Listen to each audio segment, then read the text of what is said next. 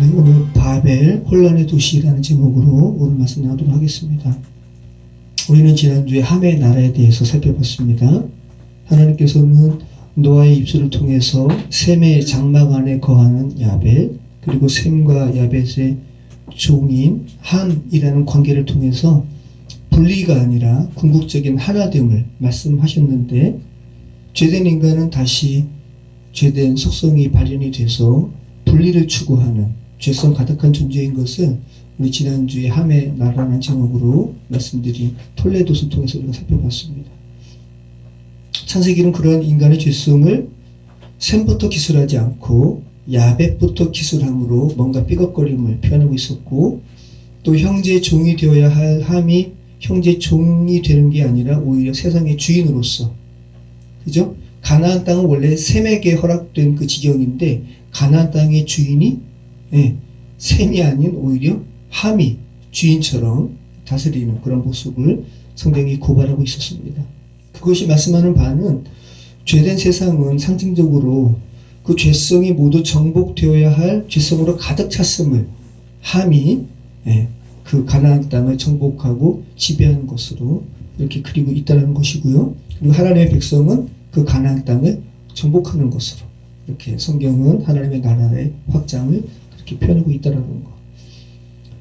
자, 지금 우리가 있는 이 수유동, 그죠? 이 수유리가 지리적으로는 함의 나라가 아니잖아요, 그죠?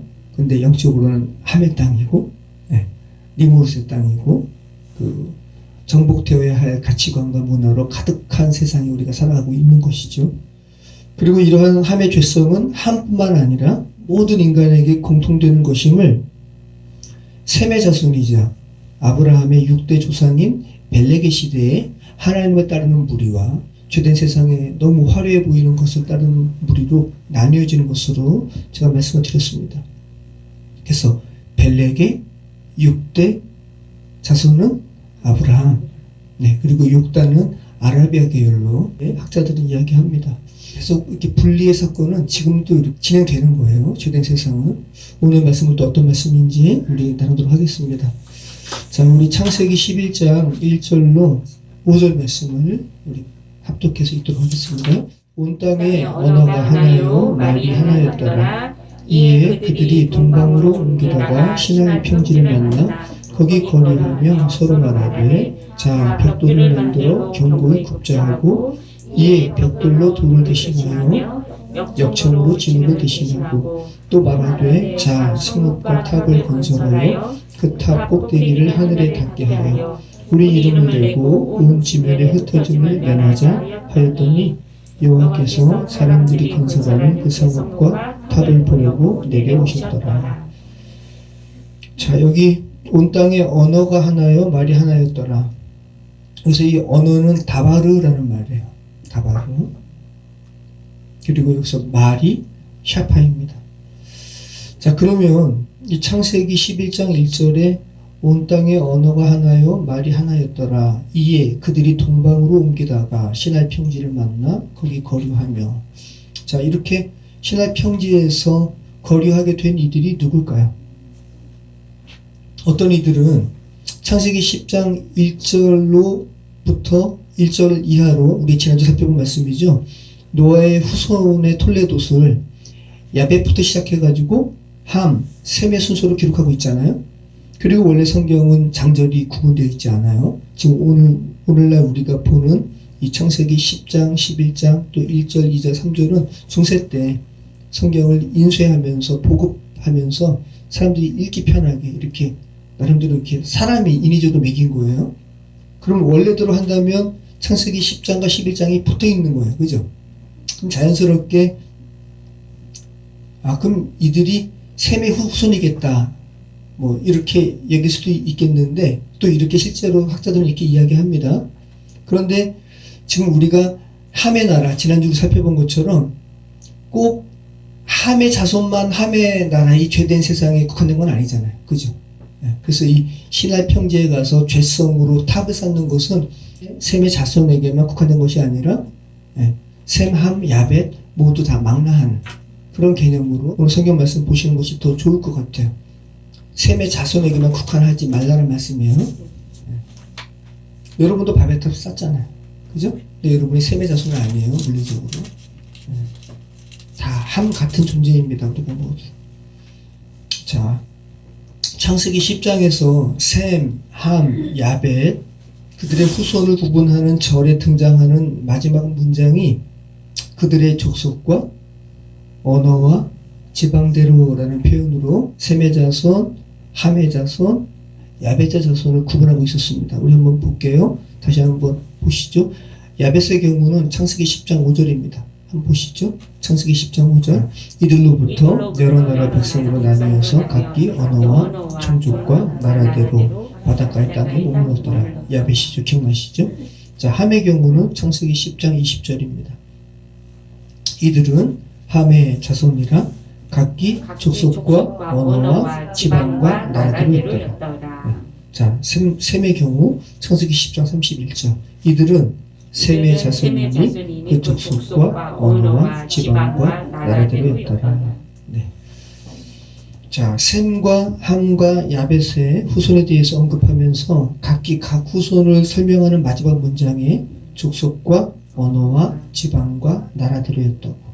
자, 그러면 그 언어는 뭐고, 창세기 10장에 나오는 언어와 종족과 나라대로, 이 언어는 뭐고, 오늘 본문에 나오는 창세기 11장 1절에 나오는 이 언어, 말은 뭘까요? 아까 드린 말씀처럼 여기서 언어로 번역된 말은 다바르였고요. 네, 말이 샤파입니다. 그런데 창세기 10장에 나오는 이 언어는 아까 주보에서 우리가 살펴본 대로 라시온이에요. 네, 텅, 네, 혀, 말하는 기관으로서의 언어입니다. 자, 그래서 말하는 능력, 또 언어로 사용되는 말이 이 히브리어 창세기 10장의 라시온인데 헬라어로는 뭘로 번역됐냐 하면 글로사, 방언. 고린도 교회 보내는 바울의 서신에 나오죠. 방언. 이게 글로사인데 라시온을 번역한 거예요. 그러니까 라시온 하면 여러분이 이렇게 이해하시면 좋습니다. 혀라는 이런 기관에 의해 발성되는 소리로 이 라시온을 이해하면 좋습니다. 혀에 의해서 발음되어지는 음향이, 그죠? 음성이 일본어 다르고 한국어 다르고 영어 다르잖아요. 이런 소리, 라시온, 이렇게 이런 개념으로 이해하시면 좋을 것 같습니다. 근데 오늘 1장의 이 언어는, 말로 번역된 말은 라시온이 아니라 샤파라고요. 그래서 헬라어로도 글로사가 아닙니다. 조금 이따 살펴볼게요. 자, 그래서 이 구약 성경에 혀와 이 라시온과 샤파가 같이 나오는 본문이 있어요. 우리 한번 볼게요. 그래서 샤파는 구약 성경에서 뭘로 번역이 됐냐면 입술로 번역됐어요. 그러니까 뭐 똑같이 말로 이렇게 사용되긴 하는데 이렇게 두 단어를 이렇게 약간 교차하면서 사용하고 있다고요. 나타나고 있다고요. 시편 34편 13절. 구약에서는 이것을 특별히 말하는 기관과 뜻을 나타내는 언어로 이렇게 구분하고 있지는 않은데 10장과 11장에는 약간 그 의미가 좀 다르다라는 겁니다. 자, 내 혀를 악에서 금하며 내 입술을 거짓말에서 금할지어다. 약간 우리말도 동의어를 조금 계속 반복하는 거를 조금 지양하잖아요. 약간 이렇게 다른 단어를 쓰잖아요. 히브리어도 그렇다는 거예요. 내 혀를, 이거는 라시온이에요. 내 입술을 샤파입니다. 자, 시편 120편 2절. 여호와여, 거짓된 입술과 샤파즈, 속이는 혀에서 라시온입니다. 내 생명을 건져주소서. 자, 하나만 더 살펴보겠습니다. 잠언 12장 19절. 자, 읽겠습니다. 진실한 입술은 영원히 보존되거니와 거짓 혀는 잠시 동안만 있을 뿐이라. 네. 라시온과 샤파 이렇게 구분해서 표현하고 있습니다. 그래서 라시온과 샤파를 약간 의미적으로 여러분 좀 생각을 하시면 좋을 것 같은데, 라시온은 헬라어로는 글로사라고 그랬잖아요. 혀에 의해서 발음되는 물리적, 기능적인 소리 정도로 여러분이 이 라시온을 좀 이렇게 이해하시면 좋을 것 같고, 샤파는 헬라어로 케일로스라는 말로 번역됐거든요. 입술. 그런데 약간 여러분이 의미적으로 단순히 소리 나는 이 음향적인 이 언어가 아니라 약간 의미가 부여된, 의미가 있는 언어 개념으로 샤파를 이해하시면 오늘 특별히 창세기 10장과 오늘 우리가 살펴보는 11장의 이 라시온과 샤파를 그런 식으로 여러분이 약간 이해하시면 좋을 것 같습니다.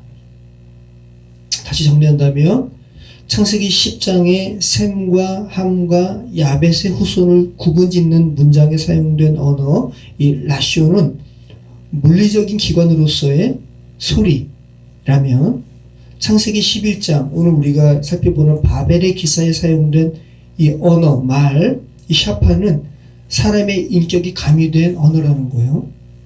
그러니까 바벨, 이 혼란의 도시 바벨에서 사용하는 사람들이 악해요. 악했기 때문에 하나님을 대항해서 하늘 위까지 탑을 쌓는 거 아니에요? 주님께서 그들의 악함을 보시고 그들의 언어를 흩으셨단 말이죠. 그러니까 악한 사람의 뜻이 반영된 소리, 창세기 11장에는 그 의미의 샤파라고 여러분 이해하시면 좋을 것 같아요. 어렵죠? 그래서 잘 이해하시면 좋을 것 같습니다. 자, 프랑스의 언어학자 소쉬르라는 사람이 있는데 이 사람이 랑구와 빠롤이라는 말로 언어를 약간 체계화했어요. 랑그는 뭐겠어요? 랭귀지. 랑그는 사회학적으로 이렇게 합의한 규칙적인 소리, 랑그예요. 근데 빠롤은 약간 사람의 인격이 가미된 소리. 이해되시죠? 그러니까 단순히 기계적인 의미의 소리, 이것은 랑그. 그런데 사람의 인격이 가미된 소리, 빠롤. 자, 그럼 제가 일부러 이 말씀 드리는 이유가 뭐냐면, 자, 창세기 10장에 나오는 언어와 민족과 나라대로 라고 하면서 이 구분할 때 그 소리는 그냥 우리 랭귀지, 랑그로 여러분이 이해하시면 좋을 것 같고, 하나님께서 이 악한 사람의 행위가 너무 악해요. 그래서 이 사람들의 언어를 혼잡하게 했습니다. 이것은 빠롤. 자, 그러면 예를 들어서 이런 거예요. 남녀가 데이트를 하고, 남녀가 교제하는데, 여자가 보기에 남자가 너무 속상하게 하는 거예요. 그래서 화가 나가지고, 아이, 가버려. 라고 할 때, 가버려라는 말이 진짜 가라는 말이 아니거든요. 물론 이제 절교 선언하고 진짜 가버려 할 때는 그런 의미가 있지만 서로 이렇게 약간 사랑 싸움 할 때, 그죠? 아이, 가버려라고 할 때는 가지마라는 좀 내 마음 좀 알아줘라는 빠롤이 담겨있는 가버려예요. 그죠? 근데 남자랑 여자랑 다르잖아요. 화성에서 온 남자, 금성에서 온 여자. 똑같은 말을 하는데 받아들이는 게 뇌 구조가 다르니까. 근데 남자는 이것을 랑구로 알아듣고 가버리는 거죠. 이해되시죠? 이게 바로 빠롤과 랑그예요. 이런 느낌으로 라시온과 샤파를 여러분이 약간 이렇게 이해하시면 좋을 것 같습니다. 물론 뭐 구약 성경에서는 비슷하게 이렇게 나오지만 특별히 창세기 10장과 11장은 그런 개념으로 여러분 이해하시면 좋을 것 같습니다. 자, 우리 1절을 다시 한번 읽어보겠습니다. 온 땅의 언어가 하나요, 말이 하나였더라. 자, 그래서 오늘 본문이 창세기 11장 1절이 말하는 온 땅의 언어가 하나요, 말이 하나라는 것은 단순히 물리적인 언어의 통일성만을 말하는 게 아니라 이 11장의 결과가 뭐예요? 하나님께서 흩으시는 거 아니에요. 그래서 죄로 인해 죽은 사람의 악함이 이 안에 가미된 하나됨이에요. 죄로 인해 죽은 사람들의 인격을 포함한 언어와 말에 관한 것을 지금 창세기 11장 1절은 온 땅의 언어가 하나요, 말이 하나였더라. 자, 오순절 성령 사건 이래로 다시 또 하나 되거든요. 이 하나됨과 창세기 11장 1절에 나오는 하나됨은 다른 거예요. 사람의 악함의 하나됨과 하나님께서 흩으셨다가 다시 성령의 하나됨으로 만든 것은 다른 거죠. 이들의 언어가 지금 하나됨이라는 것이 지금 부정적인 것을 우리가 어떻게 할 수 있냐면 바로 2절에 그들이 어디로 옮겨져요? 동방으로. 성경은 계속해서 죄된 사람들이 어느 쪽으로 옮겨지는 것으로 이야기해요? 동쪽으로. 에덴의 동쪽으로. 창세기 3장 24절 한번 읽어보시죠. 창세기 3장 24절 다시 한번 복습하겠습니다. 그러니까 여러분이 물론 뭐 동방 예의지국에 살지만 물리적으로 동쪽이지만 의미적으로도 여러분이 동쪽 사람이에요. 죄 가운데 죽어 있었잖아요. 그죠? 네. 자, 창세기 3장 24절 이같이 하나님이 그 사람을 쫓아내시고 에덴 동산 동쪽에 그룹들과 두루두는 불칼을 두어 생명나무의 길을 지키게 하시니라. 네, 아담이 동쪽으로 쫓겨갑니다. 가인도 동쪽으로 가고.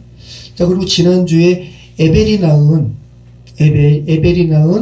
아브라함의 6대 조상 벨렉과 욕단을 이야기할 때 하나님의 귀한 것을 택한 벨렉과는 다르게 아주 작은 것, 욕단이라는 이름 자체가 벨렉의 동생임을 의미하기도 하고, 하나님 보시기에는 정말 귀하지 않은 작은 것을 택한 욕단이 어느 쪽으로 가요? 욕단도 동쪽 산에 거주해요. 창세기 10장 30절. 자, 성경이 정말 너무 치밀하게 이런 부분을 이렇게 기록하고 있다는 거. 그들이 거주하는 곳은 메사에서부터 스발로 가는 길에 동쪽 산이었더라. 일부러 참 죄성 가득한 사람들이 가는 곳은 동쪽임을 성경이 계속해서 말씀하고 있다는 거죠. 자, 그리고 오늘 본문에 바벨을 건설하는 이들이 어느 쪽으로 옮기다가 신할 평지를 만나요? 동쪽으로. 네. 자, 이 신할 평지에 대해서 창세기 10장에서는 니무롯과 또 연결시키고 있었습니다. 우리 창세기 10장 9절 말씀 보겠습니다. 그가 여호와 앞에서 용감한 사냥꾼이 되었으므로 속담에 이르기를 아문은 여호와 앞에 니무롯같이 용감한 사냥꾼이로다 하더라. 그의 나라는 신할 땅에 바벨과 에렉과 아깝과 갈레에서 시작되었으며. 예. 자, 이 신할 땅, 죄인들이 거주하는 동쪽 땅입니다. 네, 성경은 죄인들이 거주하는 곳으로 동쪽으로 표현하고 있다는 거. 그럼 서쪽에 사는 서구 사람들, 유럽 사람들도 의미적으로는 동쪽에 사는 거예요. 네, 죄 가운데 죽었으니까 다 똑같은 겁니다. 성막의 문 우리가 다 살펴본 거죠. 네. 자, 우리 2절로 5절 말씀 같이 한번 읽어보겠습니다.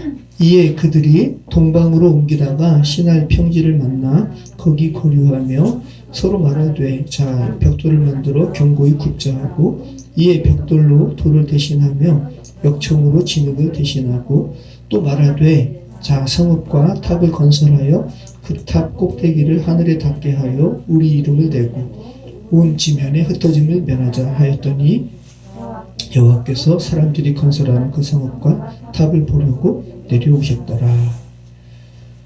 자, 2절 이하는, 특별히 3절 이하는 죄로 인해 죽은 자들이 무엇을 이야기하는지 성경이 말하고 있습니다. 벽돌을 만들어서, 그죠? 돌을 대신하자. 그리고 역청으로 진흙을 대신하자. 성과 탑을 건설해서 그 꼭대기에 우리 이름을 내고 지면에서 흩어짐을 면하자. 이게 하나같이 다 죄된 인생의 속성을 지금 이야기하고 있는 거예요. 여러분, 벽돌을 만들어서 돌을 대신하고 라는 말에서 여러분이 느낄 수 있는 건 뭐예요? 찾을 수 있는 건 뭐예요? 돌은 자연적인 것이고 벽돌은 인위적인 거예요. 그걸 지금 인간의 구원과 관련해서 인간이 뭘 하려는 인간의 인위적인 것을 감히 했다는 것을 지적하고 있는 겁니다. 역청으로 진흙을 대신하고, 물론 이제 아스팔트도 자연물이긴 하지만 인위적인 것을 지금 말하고 있는 겁니다. 아스팔트 그냥 나오나요? 정제해야죠. 자, 보편적으로 이 바벨탑을 뭐라 그래요? 지구라트라 그래요. 지구라트. 그래서 가끔 여러분이 어릴 적에 바벨탑을 상상한 그림들 많이 보셨죠? 이렇게 올라가가지고 구름을 뚫고 올라가요. 네. 그 탑을 너무 상상하지 마시고 근데 뭐 그 탑을 상상해도 상관은 없어요. 어차피 상상하는 거는 여러분 마음이고, 그죠? 근데 그 바벨탑은 어차피 무너진 탑이고, 또 이 시대에서도 그 탑을 지으려고 하면 결국은 무너질 탑이에요. 자, 지구라트 그림 한번 보시죠. 제가 주부에 이렇게 끼워놨죠. 어때요? 지구라트. 밑에 건 도면도고. 멋있죠? 뭐 현대 도시 같잖아요. 그죠? 왼쪽에 있는 게 지구라트입니다. 바벨탑이에요. 지금 남아있는 이라크 지역이라든지 그쪽 중동 지역에 지구라트 유적이 30개쯤 된다고 합니다. 보통 높이가 50m가 넘고요. 근데 바벨론에 있는 지구라트는 훨씬 컸다 그래요. 위에 있는 그림이 바벨론의 지구라트입니다. 근데 지구라트가 뭐 하는 건물인가? 응? 신전. 네, 맞아요. 신전이에요. 신전. 우상에게 제사 지내는 곳. 근데 이 지구라트를 지은 이유가 뭐라고요? 흩어짐을 면하게 하기 위해서. 네. 그러니까 이 한마디로 스스로 구원을 이루려는 인간의 죄성이 발현된 건축물 바벨탑, 지구라트라는 거죠. 스스로의 힘으로 구원을 좀 얻자. 우리 물로 더 이상 매만당하지 말자라고 스스로의 구원을 이루려고 하는 시도가 농축된 건물이 지구라트, 바벨탑이라는 거예요. 창세기 11장 10절 이후에 뭐가 나와요? 또 톨레도 나오죠. 이 톨레도를 계산해 보면 여러분이 아시게 되는데 노아가 아브라함 시대까지 살았어요. 이걸 계산해 보면 나와요. 지금 한번 살펴볼까요? 자, 노아가 셈을 언제 낳아요? 500세 된 후에 낳아요. 500세 낳지 않아요. 자, 우리 한번 볼게요. 창세기 5장 32절. 노아는 500세 된 후에 셈과 함과 야벳을 낳았더라. 자, 그리고 노아가 언제 죽어요? 노아의 나이 600세에 홍수가 임했고, 그죠? 350년을 더 살고 950세 죽잖아요. 자, 창세기 9장 28절입니다. 홍수 후에 노아가 350년을 살았고 그의 나이가 950세가 되어 죽었더라. 자, 노아의 수명은 몇 살이에요? 950살. 자, 그러면 성경이 노아가 셈을 언제 낳았는지를 정확하게 말합니다. 아까 창세기 5장 32절에는 500세 된 후에 셈과 함과 야벳을 낳았다고 나오잖아요. 500세 낳은 게 아니에요. 그런데 정확히는 502년에 낳았어요. 노아 나이 502년. 우리가 어떻게 아냐면 창세기 11장 10절. 자, 셈의 족보는 이러하니라. 셈은 100세 곧 홍수 후 2년에 아르박삿을 낳았고, 네. 그러니까 셈의 나이 100세 때 셈의 아들 아르박삿을 낳았어요. 근데 홍수 후 2년이라 그러죠. 그러면 셈이 아르박삿을 낳은 때는 노아의 나이 몇 살에 낳은 거야? 602세에. 그죠? 600세에 홍수가 났으니까 노아의 나이. 그러면 셈을 노아의 나이 몇 살에 낳은 겁니까? 셈의 나이 100세 때 아르박삿을 낳았으니까 노아의 나이 502세 때 난 거죠. 네. 창세기 11장 12절. 아르박삿은 35세에 셀라를 낳았고, 그럼 이때 노아의 나이는 몇 살이에요? 노아의 나이 602세 때 누가 태어났습니까? 아르박삿이 태어났죠? 그죠? 어려워요? 다시 자 보세요. 노아가 502세 때 셈을 낳습니다. 그리고 셈의 나이 100세 때 아르박삿이 태어났잖아요. 그럼 그 말은 노아의 나이 602세잖아요. 그죠? 네, 지금 뭐를 지금 주목하는 거냐 하면 노아가 언제까지 살았느냐를 주목하는 거니까 노아의 나이를 계속 신경을 쓰자고요. 그러면 노아의 나이 602세 때 아르박삿이 태어났고, 그죠?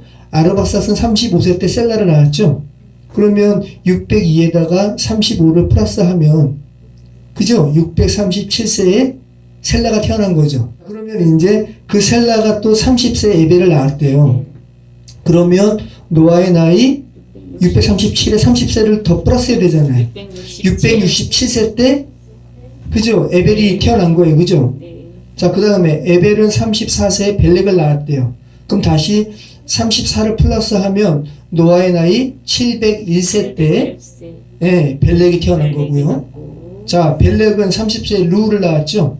그럼 또 30을 플러스하면 노아의 나이 731세 때 루가 태어난 거고요. 자, 그 다음에 루는 32세 때 스룩을 낳았고, 그러면 노아의 나이 763세 때 스룩이 태어난 거고, 자, 그 다음에 스룩은 30세에 나홀을 낳았고, 그러면 노아의 나이 793세 때 나홀이 태어난 거예요. 네. 아브라함의 할아버지 나홀이 노아의 나이 793세 태어난 겁니다. 그 다음에 나홀이 29세 때 아브라함의 아버지 데라를 낳은 겁니다. 그럼 노아의 나이 822세 때. 자, 데라는 70세에 아브라함과 나홀과 하란을 낳았더라. 노아의 나이 892세. 자, 지금 제가 왜 이렇게 노아의 나이를 이렇게 언급을 한 거냐 하면, 노아가 얼마나 자신의 후손들이 하나님을 대항해서 바벨탑을 쌓고 이런 모습을 볼 때 얼마나 노아는 기가 막혔을까. 그죠? 노아가 방주 후에 하나님께 예배드리고 하나님의 그 표징, 징표, 언약의 징표까지 보여주시면서 죄로 인해 내가 너희를 죽지 않게 할게 라는 하나님의 응답까지 받은 사람인데, 그저 자신의 자손들이 이렇게 죄로 급격하게 빨리 무너지는 모습을 보고 노아가 얼마나 어처구니가 없었을까. 그리고 노아는 절감하는 거예요. 아, 정말 인간이 어려서부터 악하구나. 아, 인간의 본성이 정말 악하구나. 우리가 살아가는 것은 정말 하나님의 은혜밖에 없구나라는 것을 절감을 했을 겁니다. 자, 근데 하나님은 알고 계세요. 인간이 정말 악한 존재라는 거. 자, 우리 창세기 12장 3절, 우리 4절 말씀 또 한번 읽어보겠습니다. 자, 서로 말하되, 자, 벽돌을 만들어 견고히 굽자 하고, 이에 벽돌로 돌을 대신하며 역청으로 진흙을 대신하고, 또 말하되, 자, 성읍과 탑을 건설하여 그 탑 꼭대기를 하늘에 닿게 하여 우리 이름을 내고 온 지면에 흩어짐을 면하자 하였더니. 자, 아까 드린 말씀처럼 하나님께서 이 바벨탑을 더 이상 건설되지 않도록 하시고 막을 것을 지금 우리가 뭘 보고 알 수 있냐 하면 벽돌로 돌을 대신하고, 네, 역청으로 진흙을 대신하고 라는 부분을 통해서 인간이 스스로의 구원을 쟁취하려고 하는 시도를 이렇게 하고 있구나라는 것을 우리가 알게 되는 거죠. 자, 하나님께서 당신에게 제사를 지내는 단을 제일 처음에는 정으로도 쪼지 말라 그러시거든요. 이 말이 의미하는 바는 하나님의 구원에 있어서 인간이 인위적으로 시도하는 것은 소용이 있다 없다. 없다. 자, 근데 바벨탑은 아주 정교하게 돌을 쪼기도 하고 벽돌로 정교하게 쌓는 거 아니에요. 자, 그런데 하나님은 정으로 쪼지 말라 말씀하시는 거거든요. 출애굽기 20장 22절. 자, 같이 읽어보겠습니다. 여호와께서 모세에게 이르시되 너는 이스라엘 자손에게 이같이 이르라. 내가 하늘로부터 너희에게 말하는 것을 너희 스스로 보았으니 너희는 나를 비겨서 은으로나 금으로나 너희를 위하여 신상을 만들지 말고 내게 토단을 쌓고 그 위에 내 양과 염소로 내 번제와 화목제를 드리라. 내가 내 이름을 기념하게 하는 모든 곳에서 내게 임하여 복을 주리라. 내가 내게 돌로 제단을 쌓거든 다듬은 돌로 쌓지 말라. 내가 정으로 그것을 쪼면 부정하게 함이니라. 너는 층계로 내 제단에 오르지 말라. 내 하체가 그 위에서 드러날까 함이니라. 자, 그럼 한번 보세요, 여러분. 이 그림 한번 보세요. 자, 여기 바벨탑은 층계예요, 정확히. 그죠? 그러니까 하나님의 말씀과 얼마나 지금 대비가 돼요. 그리고 바벨탑은 정으로 쪼은 거예요. 그리고 인간이 인위적으로 만든, 견고하게 만든 벽돌이에요. 근데 하나님께서 말씀하신 이 토단은 어때요? 그냥 자연적인 돌로 쌓은 거예요. 자, 죄된 인간이 보기에는 뭐가 더 멋져 보여요? 정으로 쪼은 거, 바벨탑. 그죠? 진짜 토단은 진짜 하찮아 보여요.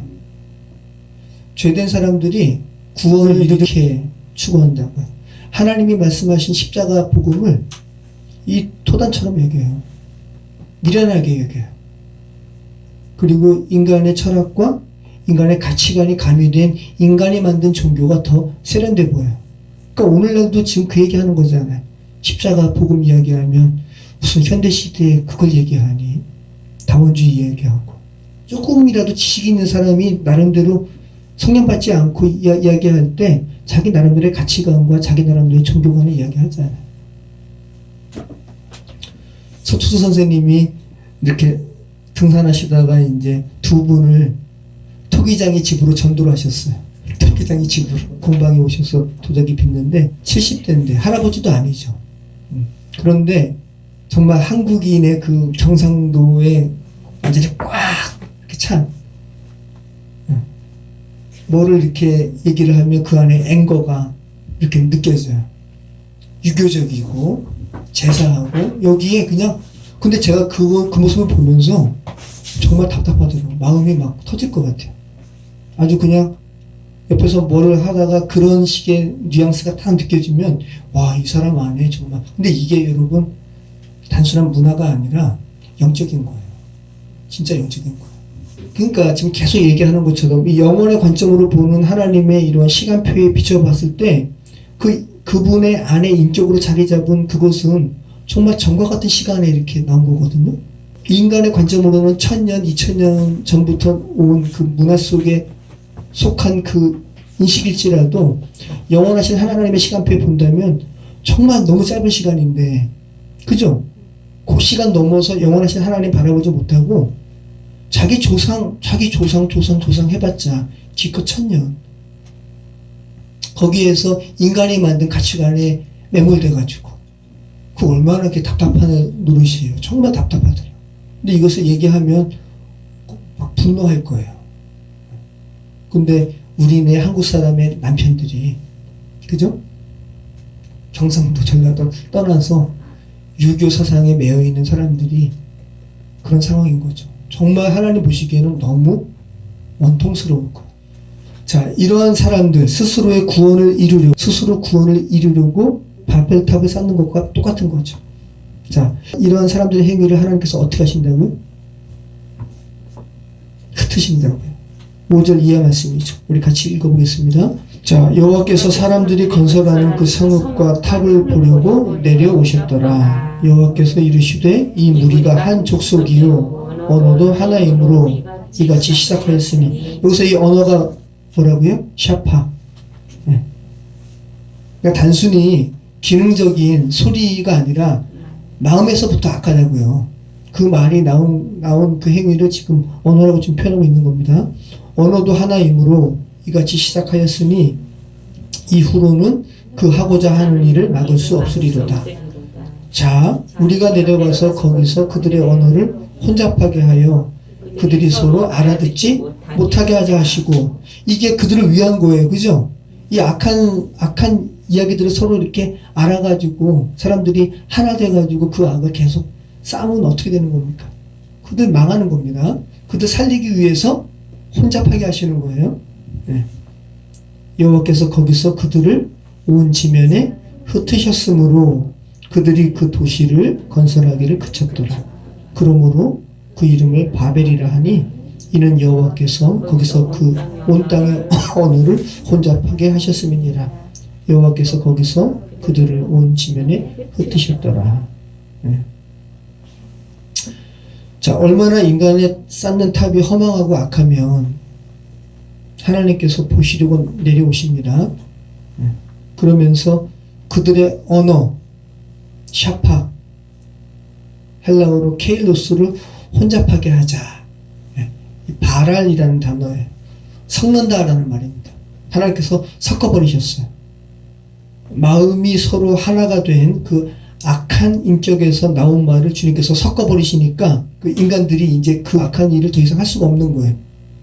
이 말이 이제 의미있게 들리지 않고 그냥 꽹과리처럼 음향처럼 소리처럼 들리니까 그들이 악한 행위를 도모할 수가 없게 된 겁니다.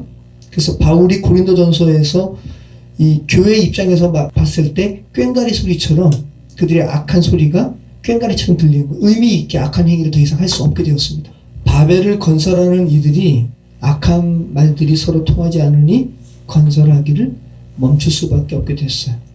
자, 하나님께서 이렇게 흩으심은 우리 인간을 위한 흩으심이에요. 그죠? 이렇게 흩으신 것을 하나님께서 어떻게 하세요?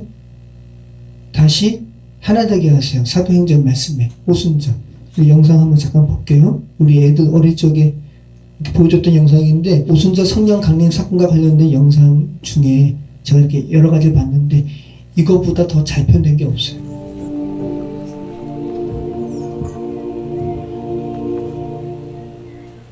After Jesus went back to heaven, his friends and helpers were praying together in a big 천국에 room. 가신 다음에 제자들이 지금 기도하는 거 아니에요? 다락방에서? Suddenly, something amazing happened. At first, it sounded as if a huge wind were blowing. 큰 바람이 불고 성령이 Then, 그 사람 flames of fire flickered over every person's head. 저 사람들 다 유대인인데 근데 기도하거든요. 하나님의 큰 일을 기도해요. 그 큰 Then 일이 뭐예요? God's Spirit came, and everyone began to speak in different languages. 각각 기도해요. 각각. This was the gift from God that 유대 Jesus 저기에 had promised 그 his followers. 디아스포라들이 현대어로 예를 들자면 러시아, The day that 일본, God's Spirit came to 한국에서 Jesus' 미국 followers, 그런 사람들이 there were people from many countries in Jerusalem. These people 기도 소리를 spoke different 듣는데 자기 나라 languages. 말로 듣는 거예요. 영어로 듣고 When they heard 러시아어로 Jesus' 듣고 friends 일본어로 듣고. praying, they went to see what the noise was all about.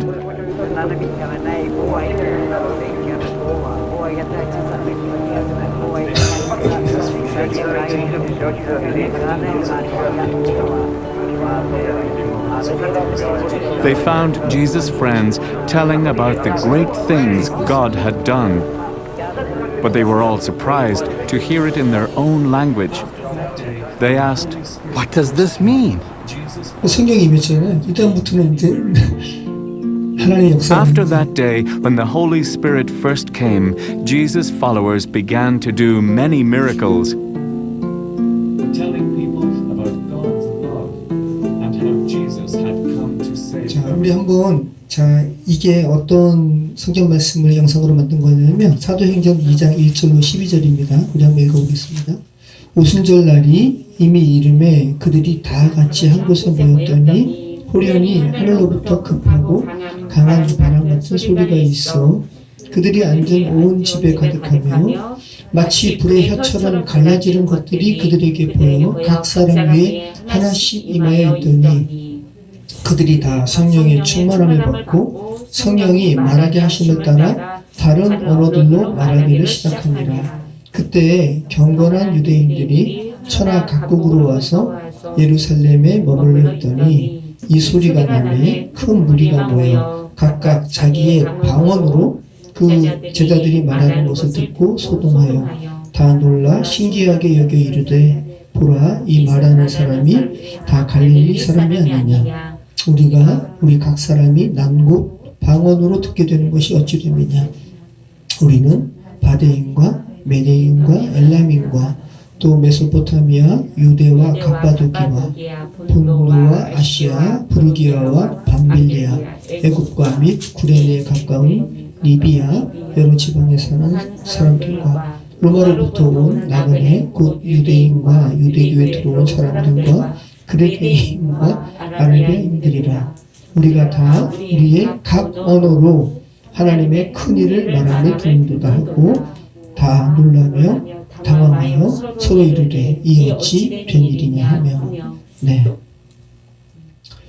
자, 이 사람들은 자 보세요. 11절 말씀 보면 우리가 지금 로마로부터 온 사람도 있고 그죠? 그레데인, 이 그리스인 사람이에요. 그리고 아라비아인들이다. 근데 우리가 다 우리의 각 언어로 이 글로사예요.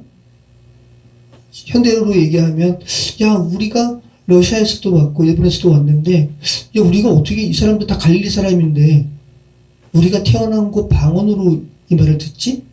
라고 지금 말씀하고 있는 거죠. 근데 이들이 말하는 바가 뭐라고요? 하나님의 큰일. 하나님의 큰일이 뭐예요? 예수 그리스도. 십자가 복음이에요. 인간의 죄로 인해 죽은 인간을 주께서 어떻게 살리시는지 하나님의 이 큰일을 성령께서 임하심으로 말씀하게 되는 거죠. 아무튼 이 방언, 하나님께서 사도행전 기사에서 말씀하신 이 방언은 뭐예요? 하나님께서 흩으신 것들을 하나 되게 하신 거예요. 왜 하나님께서 흩으셨어요? 사람들이 악함으로 말미암아 결국은 죽을 짓만 하니까 주께서 흩으신 거예요. 근데 그 죄된 인간들을 주님께서 다시 살리셨죠? 이게 하나님의 큰일이에요. 그래서 이 하나님의 큰일을 선포하게 하실 때 하나님께서는 흩어진 언어를 하나 되게 하신 것으로 사도행전을 말씀하고 있다는 거. 그러니까 사도행전 말씀은 바벨의 기사가 뭐 된 거예요? 회복된 거예요. 그죠? 그리고 여기에서부터 교회가 시작된 거예요. 그래서 교회는 여러분이 교회라면 여러분이 교회죠. 여러분이 왜 교회예요? 예수 그리스도의 복음이 들려졌으니까. 지금 믿지 않은 사람들에게는 예수 그리스도의 복음을 전해도 알아듣지 못하죠. 그들에게는 뭐처럼 들려져요? 꽹과리처럼. 교회 안에서 사랑 없는 말을 할 때 꽹과리처럼 들리는 것처럼 여전히 죄로 인해서 죽은 사람들은 복음을 증거할 때 뭘로 들려요? 꽹과리로 들리는 거예요. 만약에 저와 여러분이 또 여러분의 자녀분들이 바벨처럼 멋있게 보이는 소리만 들리고 예수 그리스도의 복음이 정말 돌단처럼 정말 가치 없는 것으로 여겨진다면 그들이 바벨 사람들. 자, 영어로 야만인, 미개인, 외국인을 뭐라 그러냐면 바바리안이라고 그래요. 바바리안. 근데 이 바바리안이 어디에서 유래된 건가? 바벨에서. 여러분이 또 여러분의 자녀들이 바벨성은 결국은 흩어지는 거고 바벨성은 결국은 멈춰지고 허물어지는 건데 이 세상에 바벨탑을 쌓는 것만 의미 있고 매력적으로 들려지고 하나님의 큰일, 복음이 돌단처럼 정말 가치 없고 허술하게 들려진다면 그렇게 들려지는 그 사람들이 뭐라고요? 바바리안이라 야만이. 복음이 꽹과리처럼 들려지고 그런 것들만 의미 있게 들려지는 그들은 성경이 말할 때 바바리. 근데 하나님께서는 그렇게 들려지는 사람들을 살리시기 위해서 그들을 흩으시고 무너뜨리시는 거죠.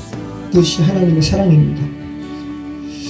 자, 여기 계신 여러분 모두 그 바바리안이 아니라 그죠? 예수 그리스도의 복음이 정말 의미 있게 들려지는 그러한 복된 인생 되시기를 축원합니다. 기도하겠습니다.